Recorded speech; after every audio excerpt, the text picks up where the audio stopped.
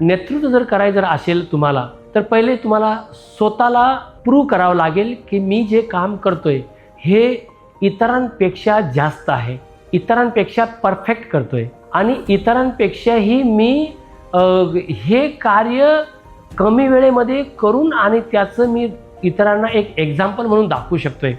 हे जेव्हा तुम्ही स्वतः नेतृत्व करणार तर तुमचे फॉलोअर्स मुलं मुली बनणार या तुमचे संगडी फॉलोअर्स बनणार। त्याच्यामुळे नेतृत्व करत असताना भरगच्च, त्याच्यानंतर प्रामाणिक, त्याचबरोबर कार्य करत असताना त्याच्यामध्ये फ्लेक्झिबिलिटी ही तुम्हाला स्वतःमध्ये पहिले आणून ते कार्य करावं लागेल, जेणेकरून तुम्ही जे कार्य यशस्वी करणार त्याच्या पाठीमागचे हे सर्व गुण त्याच्यामध्ये इन्व्हॉल्व होतात।